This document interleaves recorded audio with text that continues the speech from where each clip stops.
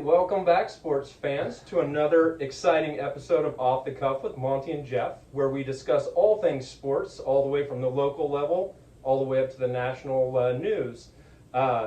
Monte, we've got some news that is local and national all at the same time. For anybody that doesn't know, we're here in good old Nebraska. Yeah, central Nebraska. And you know what happened in Nebraska the last couple days. Well, I've tried to block some of it out of my mind, to be honest with you. Some of it was bad, but it has led to the biggest sports news in college football this weekend, I'd have to say. And start of this week is that Nebraska has fired head coach Scott Frost after just 3 games of the season. Yep. And that was after reconstructing his contract from last year. Yep. and lowering his buyout past a certain date. Right. This fall.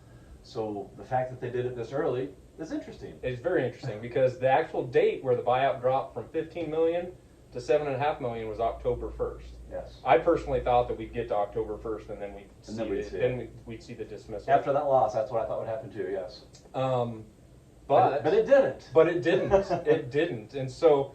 And why is that, Jeff? And that's the thing. What went wrong? I mean, I would have to say that even myself, I'm not a Scott Frost fan personally.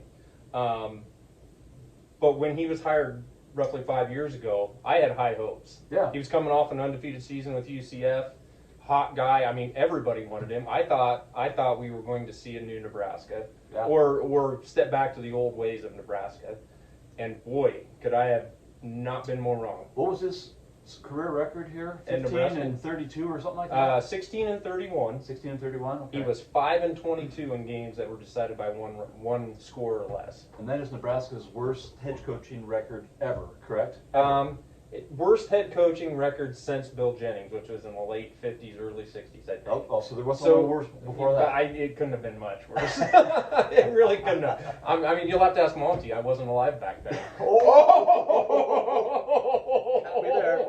I don't think. No, he was the worst. Yeah, he was the worst. But yeah. So what do you think went wrong, Monty? Okay, this is very simplistic, I would say. Okay. But do you remember Scott Frost's very first game that he coached here? Yep. It was against Akron. Yep. And it never actually happened. That's exactly right. It's my belief that if we play that game like normal, get a win, start going, things will be much different. Because as it was, they didn't have that game. The next game, I forget who the next game was. They played Colorado, and we should have beat Colorado. And we should have won that one, yes, but we didn't. It just started a string of games that we lost that we shouldn't have lost. Yep. But I think if we have that Akron game, that Colorado game goes different, and the rest of the season goes different. And it very possibly could have.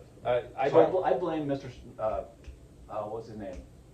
Terry Bowden. Terry Bowden, yeah, because they didn't want to play it. They didn't want to play it. They were scared of the Thunder and Lightning, I guess. Well, I know that they should be. Yeah. Well, yeah, I mean, there are reasons, but I can understand that, or follow that thought process. I don't know. For me, build the momentum is what I was saying. Yeah. Right, and I can understand that.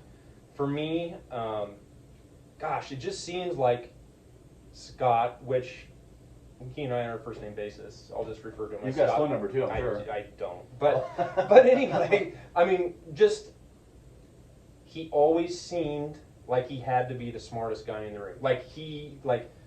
It felt like when everybody was saying you should do this, he did this, just to kind of be the one to make that decision.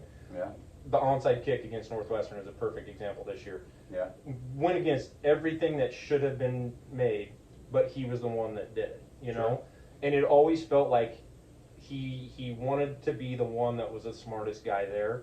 And I could be wrong, but, you know, he had all kinds of resources around him. He had Tom Osborne. He had all these he had everything he needed. He had so many football minds from Nebraska, and I'm not talking about all the fans. I'm talking about, you know, within that building. The people with pedigree. Yes, the people that could give him very good advice. Yeah. And it felt like he didn't want to take it. I don't know if that's true or not. Yeah, I couldn't say. You know, but that's just kind of the gut feeling I have. Everybody has an ego to a certain extent. I just don't know if that got in the way of maybe consulting these people and saying, you know, it just felt like he was like his way was a better way. Even that first press conference that he had where they asked him, Big Ten, they asked him about, what do you think how do you think you'll have to adjust the Big Ten? He said, I think the Big Ten will have to adjust to me. Yes. Well, that obviously didn't turn out to be. Not at all. They adjusted by adding more wins against us. Yeah, exactly. That's exactly right, and we went the opposite direction. So, again, could be totally off base there. He put a lot of time. I don't think, and I say that. I think this was more than just a job to him. It meant more than just a job. I mean, he had reasons to really want to succeed here. Yeah. And I think there were a lot of people that wanted him to succeed here for those reasons too. I think that, being a native, he played here, won championship here, but most of the state wanted him to succeed. I think most. So. I mean, not all. I know there are some people that absolutely did not want him here, but most of the state, I would say 90% of the state wanted him to succeed. Yeah. Yeah. Even the people that weren't Nebraska fans, I think, wanted him to succeed. Yeah. And it just. Did you know they honored his mother at this last game? Yes, I did hear that. Okay. Which, you know what? Little anecdote. My dad was a football referee, high school football referee. He refereed Scott Frost I don't know how many times. Oh. Okay. He always laughed that during warm-ups, Scott's mom would be the one warming up the receivers, and he said she would be throwing just ropes to these people. Just threw a better ball than Scott did. Yes, probably so. and she wasn't the head. His dad was the head coach, right. but That's he always said that watching her warm up the receivers was something to see. So I always find that kind of funny.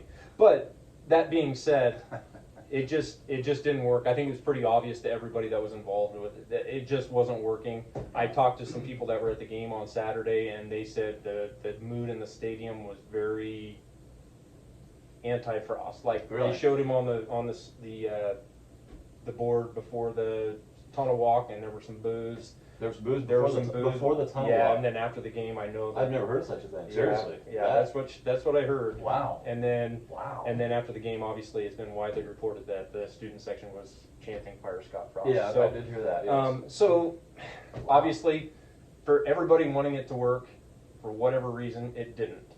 Mm-hmm. One other thought before we go on to what we want to talk about next. Why do you think now? That's the thing that's so weird is that they restructured that contract so that as of October 1st, it would only be $7.5 million for the buyout. Basically 2.5 weeks away, and it was decided to let him go now. Here's my feeling on that. I believe after that embarrassing loss, some prominent boosters got together with Trev Alberts, our athletic director, and said, "We will cover that additional cost of that buyout if you fire him now. We have to make a move now." Now, I did read something just before I came down here where Lee Barkneff, who used to write for the World Herald, said that he had to make the move now because he's getting $20 million in free advertising by doing it now because there's a primetime game this week. And I thought, I'm not sure I understand how that works exactly, but he would know how that works. Yeah, he would. And I guess I didn't even think about that. Yeah, so if that's the case, then makes sense. You make money in that regard, I guess. Makes sense. But so, I still stick with the donor move myself. And I don't disagree with the donor. I think the donors had a big part in the timing of it. Yeah. My other thought is too, along with the donor influence, I think where they decided to go and insert Mickey Joseph as the interim head coach, which I'm actually good with. Oh, I'm too. He's the guy that needs to do it right. I think so. I think that they wanted to see, if you want to see if Mickey Joseph has the chops to be a head coach, yes, why not give him the chance over 9 games versus over 5 or 6?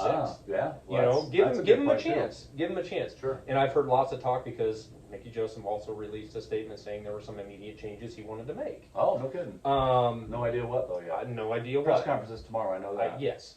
So here's my thought. Okay, he's got more time.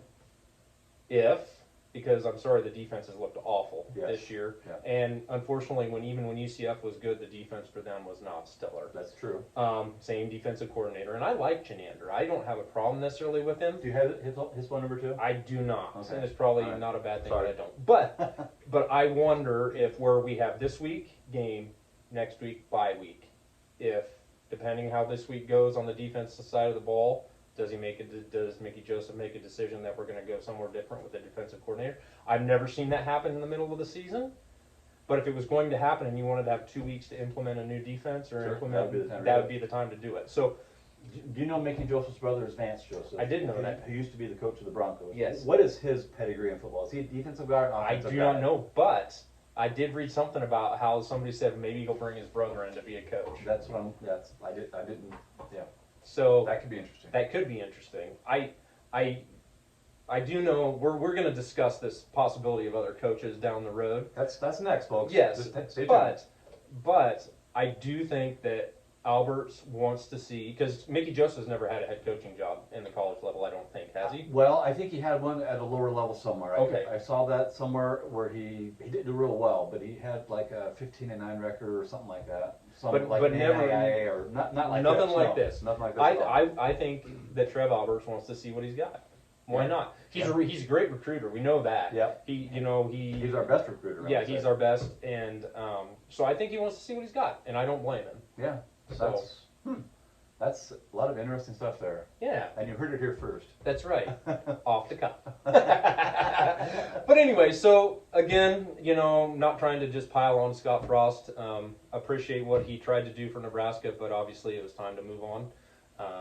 I personally am fine with the decision. I don't know where you're at on it, Monty. I was willing to wait. After that loss on Saturday night, I thought they're gonna get rid of him after that buyout kicks in. I was just sure of that. But I guess I was actually at a restaurant, and I was sitting down waiting for a table, and a guy next to me says, "They just fired Scott Frost." I'm like, "Did you know this guy?" No, I had no idea who he was. That's how big a news this was. Some guy was talking to a stranger in a restaurant. Yeah.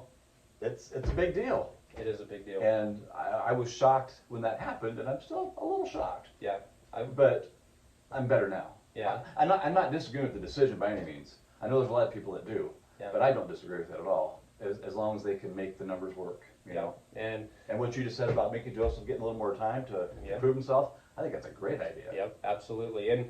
And like Trev Alberts said in his press release, resources are not going to be an issue. Right. So I don't think that's a problem or, like you said, an issue moving forward with whoever they're looking at. So, again, brings up a lot of interesting stuff. We're going to hit you up with that interesting stuff in the next little episode here. We're going to close out, and then we'll talk about the possibility of next coaching hires. There you go. Anything else you want to add to this one, Monty? I think we got it. Awesome. Very good. Well, thanks again for joining us here for another episode of Off the Cuff with Monte and Geoff. We'll see you soon. Yep. See ya.